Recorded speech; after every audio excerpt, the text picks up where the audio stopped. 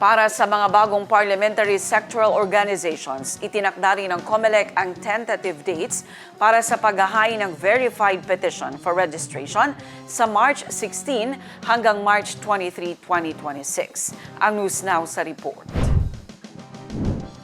Itinakda ng COMELEC ang tentative dates para sa paghahain ng verified petition for registration ng mga bagong parliamentary sectoral organizations sa March 16 hanggang March 23, 2026. Ang mga interesadong organisasyon ay maaaring magsumite ng kanilang aplikasyon sa tanggapan ng BRAC sa loob ng filing period na itatakda ng komisyon.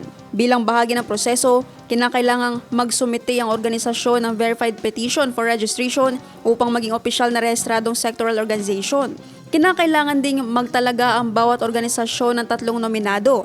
Ang unang nominado ang magsisilbing kandidato sa balota, habang ang ikalawa at ikatlong nominado ay magsisilbing alternatibo sakaling magkaroon ng withdrawal, pagkamatay, permanenteng incapacity o disqualification ng pangunahing nominado. Bago maghain ng petition sa BRAC, kailangan munang kumuha ng certification mula sa kaukulang ministry, ahensya o tanggapan na nagpapatunay sa pagkilala sa sektor na kinatawan ng organisasyon. Kabilang sa mga dokumentong kailangang isumite para sa certification, ang verified petition para sa certification ng sectoral organization o sectoral wing ng RPPP na pirmado ng pinuno o autorisadong kinatawan, verified list ng mga miyembro at opisyal na may pangalan, lagda at iba pang detalye, constitution and bylaws ng organisasyon, platform, policies, principles at legislative agenda para sa sektor. Iba pang dokumentong maaaring hingin ng kaukulang ministry o tanggapan.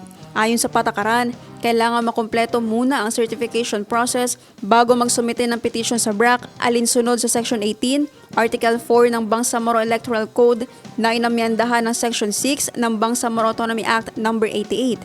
Ang petition para sa registration ay dapat naglalaman ng buong pangalan at acronym ng organisasyon. Hindi dapat kapareho o kahawig ng ibang rehistradong partido at may maximum na 20 characters. Sektor na nais itong katawanin, pangunahing address ng opisina at mga sangay nito sa probinsya, lungsod o munisipyo, opisyal na email address kung mayroon, petsa at lugar kung kailan naitatag ang organisasyon, istruktura ng organisasyon, paraan at petsa ng pagpili o paghalal ng mga opisyal, mga pangalan, posisyon, at address ng mga tagapagtatag, opisyal at miyembro ng mga komite, saklaw ng kanilang constituency o membership, kabuuang bilang ng mga miyembro. Naphtali Velarde, iMinds, Philippines.